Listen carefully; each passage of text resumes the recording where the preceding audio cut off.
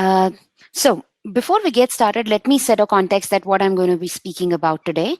So I'm going to be speaking about zero trust. It's becoming one of the cybersecurity necessities, or people are calling it as a buzzword. But what exactly it is? Uh, so when we start talking about that, it's been couple of months that we are staying at home and we're working from home. We want to make sure that everything that we have in our organization is secure. Now, before explaining it, I want to talk about myself. My day job is with IBM India Software Labs as a security architect. I'm quite passionate about community and try to spend quite a lot of my free time contributing to various initiatives. So apart from that, I regularly host, speak, and participate in the local and international conferences. This is what we call a traditional security model. We assume good guys are inside the firewall and bad people are outside, like a castle. That's what we all have been thinking. In when you are part of organization or you've been working for quite some time now, you'll understand that if I am sitting within the organization, people will think that yes, I'm a good person and whatever I'm doing is all fine. But if I'm working from home or from cafe from somewhere else, it's not secure. But there is a problem with this particular approach. This approach lacked depth and breadth, which is needed for today's dynamic digital world, because we all want everything on the fingertips. We want everything on the phone. When we talk about it, it seems like little familiar. Okay, there are firewalls and we want to work with them. They are making us secure. But model under this trust model, user identity is not compromised. Thinks that like my identity will never be compromised. Who's the good person for my organization, and that all we are trusted and supposed to act responsibly. So the trust model continue to be, as per one of the research firms, 80% of the today data breaches are caused by misuse of privileged credentials. I'm sure some of us or many of us or all of us might have some accounts in our organization or somewhere where we are dealing with the credentials or identities. So when this report says that, why why doesn't emphasize just on the identities? So traditional network security architectures break the network into zones contained by one of more firewalls.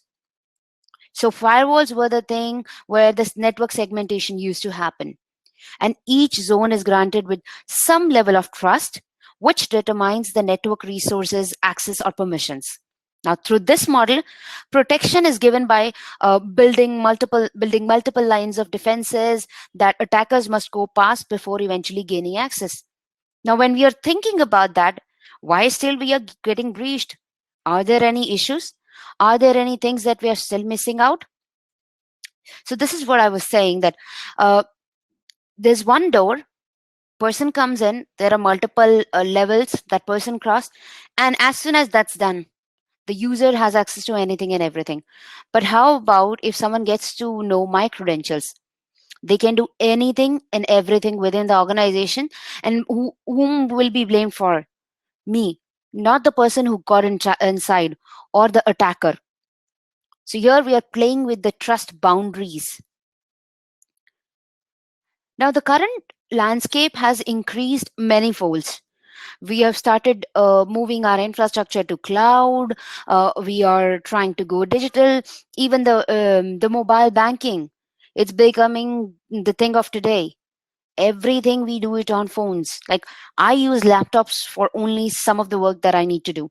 Everything is on phone. Even you can have VPN, we can have all the apps on phone at just one place, and there is no single perimeter that perimeter that we have now. I want myself to be logged in from anywhere I go in the world. Now, when this is the thing, are there any challenges that we are seeing?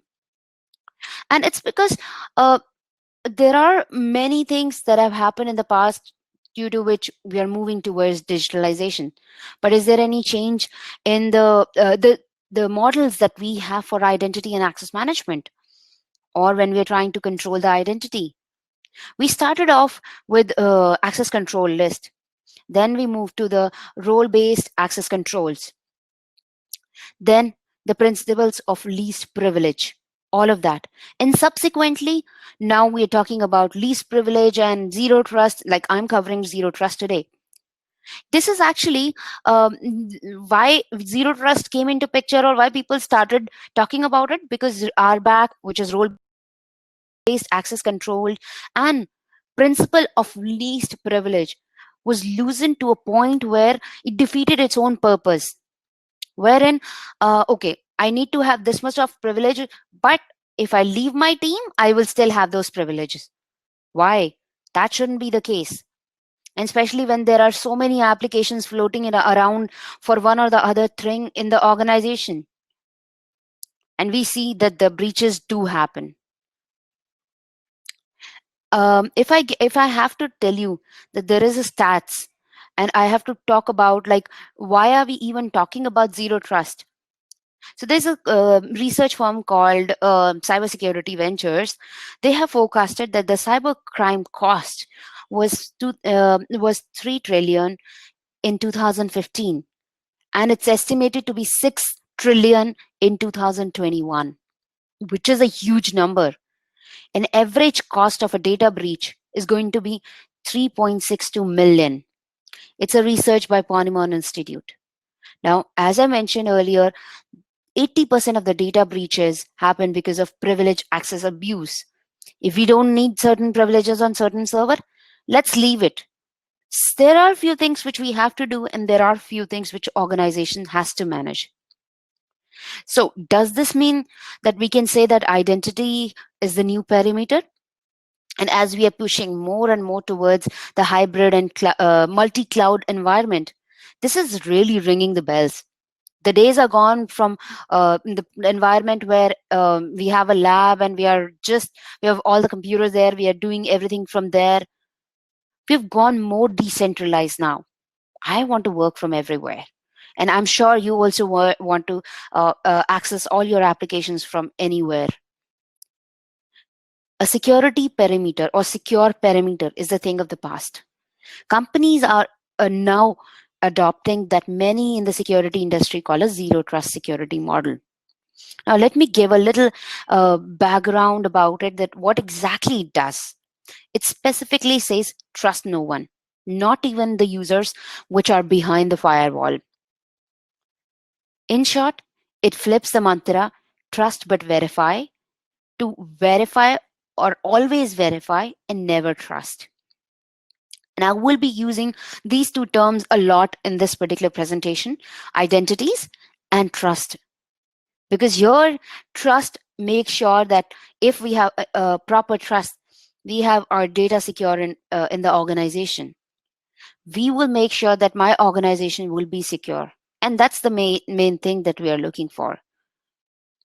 Now, here we have talked about don't trust, verify all users, verify all the devices that we have.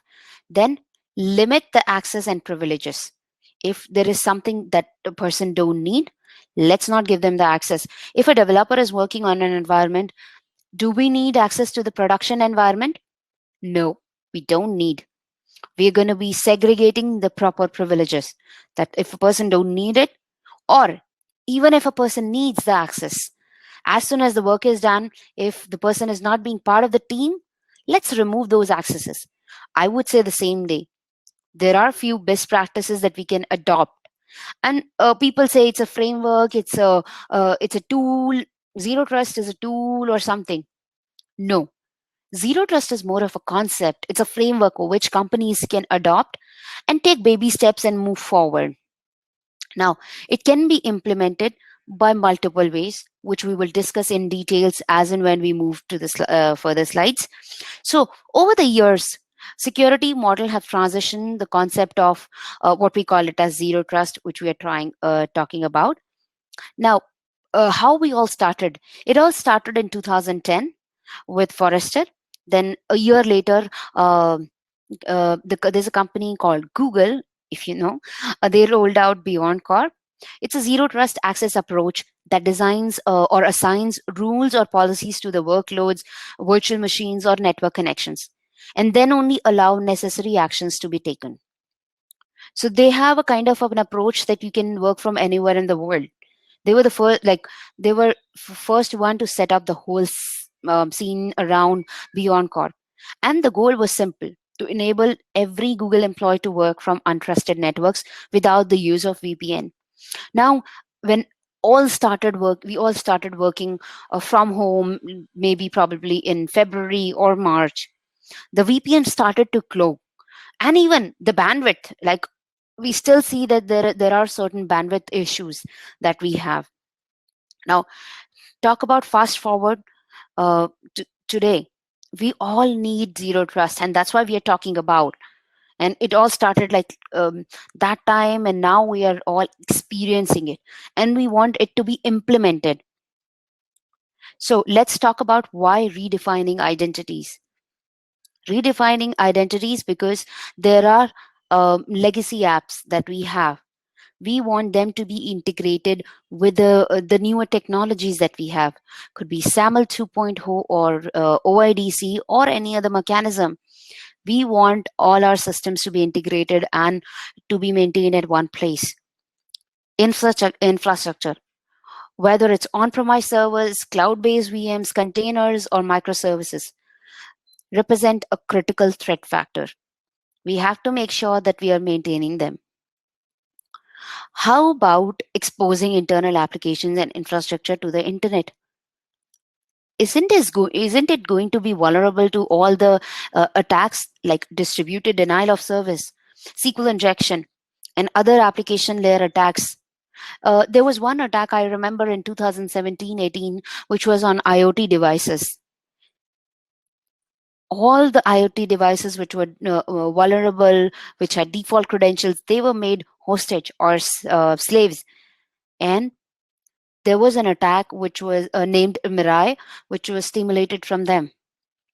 Now, when that was done, that gives us a notion that we should start categorizing our data. We should start making sure that when we are defining the identities, we make sure that we segregate our devices and the data appropriately. How about categorizing which ones are our crown jewels, or which ones are the low-hanging fruits? What are our internet servers? Categorize them properly and make sure that these are certain rules that will be applying to my crown jewel, and nobody will be able to access them. Or the person who's entitled to do it, only they will be able to access it with only the certain amount of access that they really, really need. Now, raise your hand if you have multiple accounts with multiple passwords. I have. I have like n number of accounts with like multiple passwords. So what do I do with that? I have a vault for it. And I make sure that whichever applications I access or whichever applications I need access to, in person also I'm talking about, I just keep a note of them. I don't write down my passwords. For organizations, how about maintaining a database of all the internal applications and external applications? I have seen that the databases are not getting maintained with the list of applications, or application libraries are not being maintained properly. But how about let's start fresh and start maintaining them properly? How about if we have many passwords, using a vault and then using a master password for that? It saves the identities, it saves those passwords. And not just that, how about enabling multi-factor authentication? I have seen that a lot of my friends, they are part of security and they losing their credentials. That shouldn't happen. This is the worst thing that can happen. How about enabling multi-factor authentication? How about, as an organization, having the policies which have strong password policy, not just the 8 characters? So individually, if I have to say, I have a password which is like I I have all my passwords which are more than like 15, 16 characters. And stronger the password, it'll be difficult to crack by the malicious attack vectors. They wouldn't be able to get easy because it's going to be it wouldn't be easy for them to get access to your account.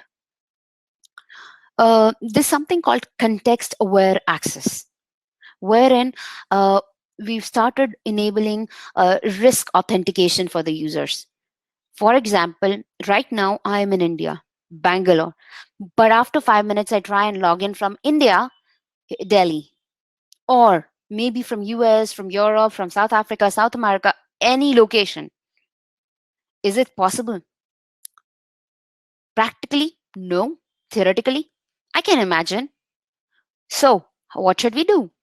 How about enabling that risk or context aware access and making sure that if something that sort of happens, detecting on time, just blocking it right there and then?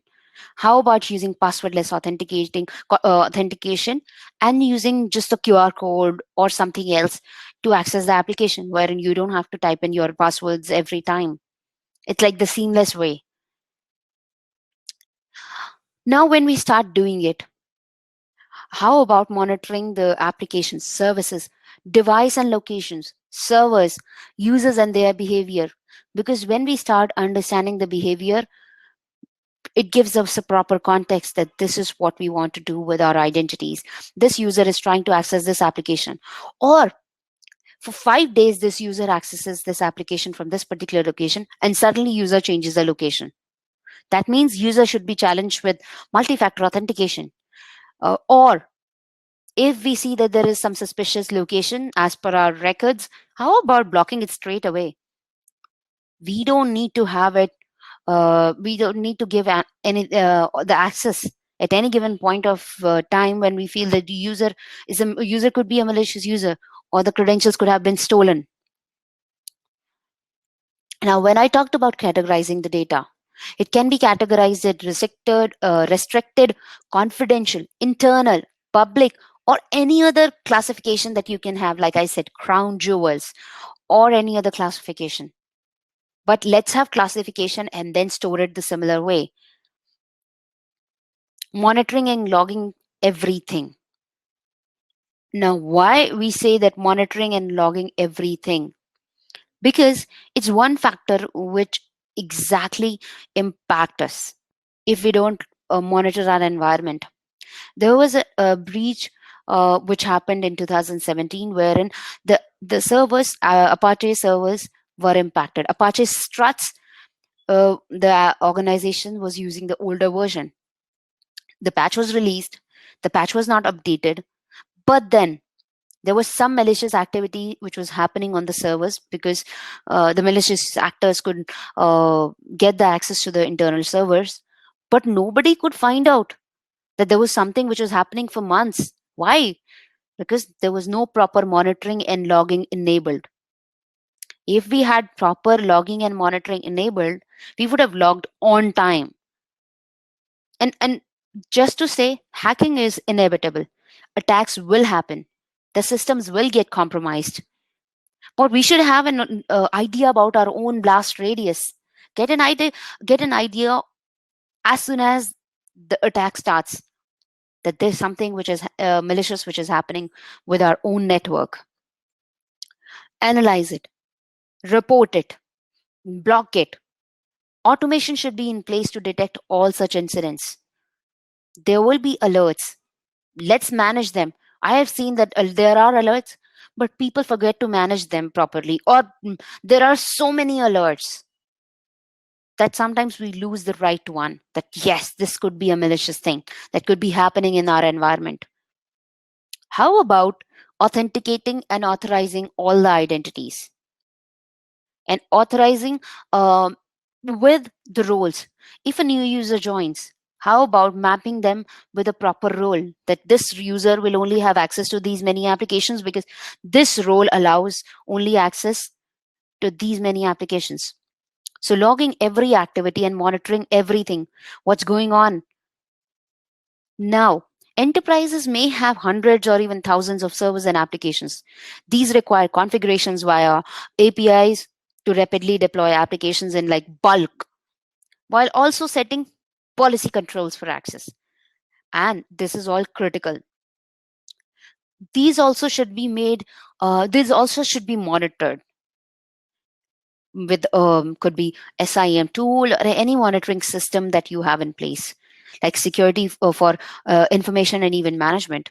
So okay, we should have a scalable system which can be integrated with a whole automation workflow and detect the threat and help in the remediation or fixing all those things. How about network management? Can we do the network segmentation? How about dividing the vectors or dividing our whole network into small chunk of pieces, wherein okay, this is a small piece which I have to manage. Now there's another small piece where I'll be managing security, so that there is no single point of failure. Because if there is a single point of failure, anyone can get access to our own network, and once that person is inside, or once the malicious actors are inside the organization, they can do anything and everything. And what zero trust says is that we first identify a protect surface. Now, what is this protect surface? I haven't heard of it. It's made up of network's most critical and valuable data, assets, applications, and services.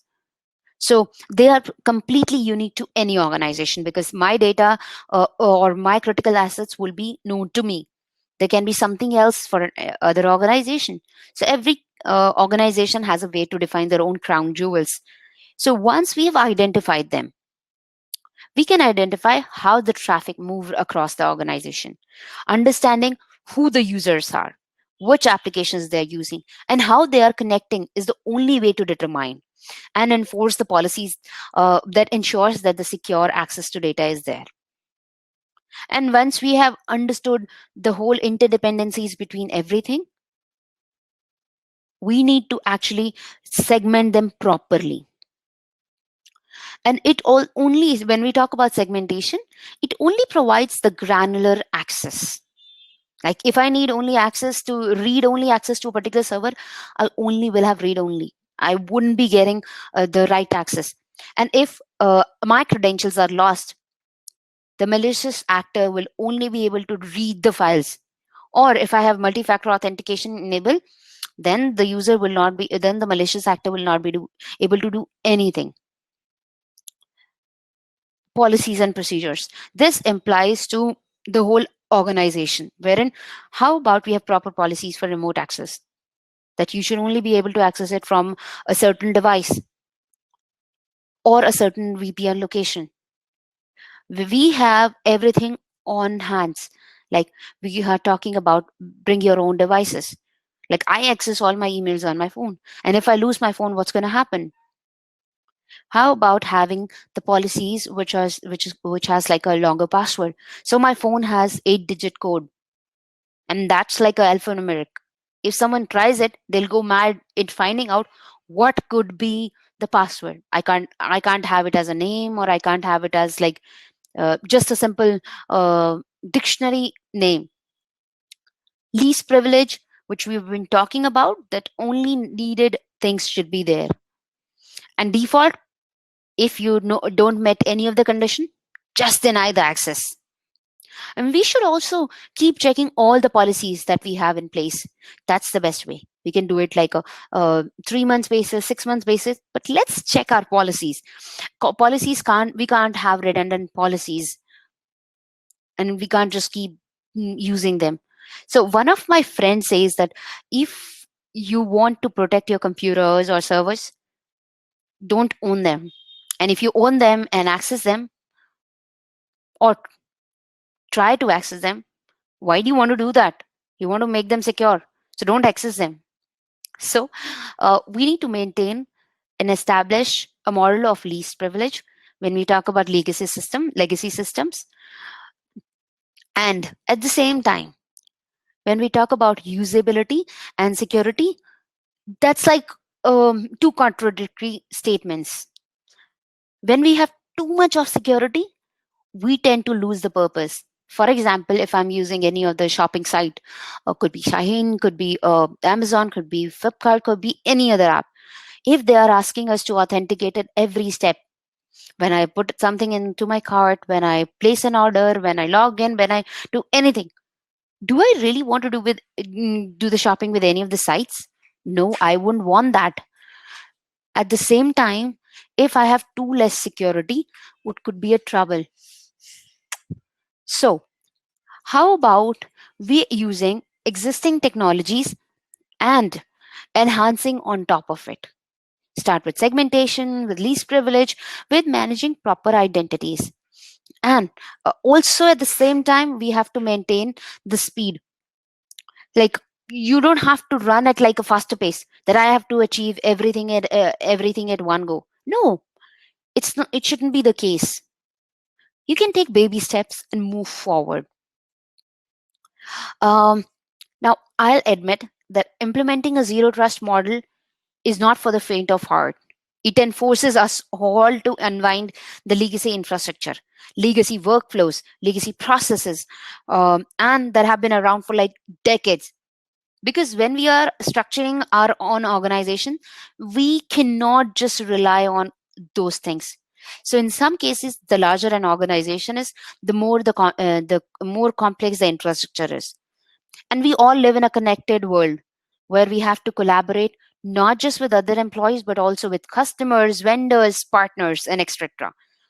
And I think zero trust makes sense in today's world, especially about when we are talking about cloud. Why? Because when we talk about public cloud, we think that cloud is vulnerable. That's the notion that we move ahead with. So, especially because there's another reason that large number of major data breaches that bypass the defined corporate perimeter, and we need chuncation. We need checking the identities properly. And this model may not be practical for every organization. It may require like replacing of some legacy applications, updating custom programs, or updating the network infrastructure. All of them which come at a cost, but then we can just go ahead and start putting our foot forward. There might be some complexity that we would see around, but this concept can actually help in reducing the chances of breaches and strengthen our defenses. How about having all things connected to each other? I have identity mechanism. How about my SIM solution or information and event management solution monitoring my identities? And those identities, when they are monitored, they are being checked if they're doing anything malicious. At the same time, could be logging in from some location, the service they're not supposed to access, they're trying to access, they're trying to play some vulnerable attack vectors inside the organization. Because we tend to forget that we are monitoring external applications through web application firewalls, but how about internal applications?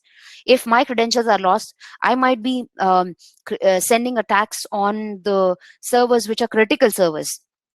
So monitor them, have a holistic environment, and understand the environment first, because a lot of environments don't have a proper repository where they can monitor their environment.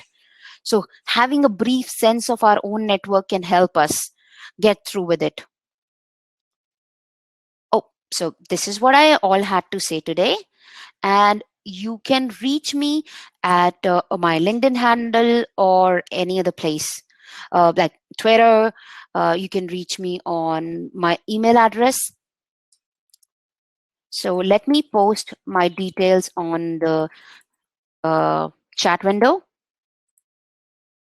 That's my email address, and my Twitter handle is infosec Vandana. You can reach me anytime on LinkedIn. This topic is sort of a very broad topic. I have been researching around identity and access management and application security. I've been working for over 15 years. So I'm trying to understand how the segmentation helps, and then how this can help the organizations, how monitoring can help organizations. And I was never a big fan of like the whole uh, mm, starting with the identity piece, but then this has been there for ages. And if we don't maintain our identities properly, we don't have multi-factor authentication, or could be a passphrase, or could be proper protection for password policies, or we will never be able to secure our environment. So this will be like a big issue for us. So now I am done with my topic, but if you have any questions, please feel free to post the questions. And sorry about the delay in the beginning, because I was trying to get on stage, but that was not happening from my side. So, but yes, I am open for discussion anytime. You can drop me a note.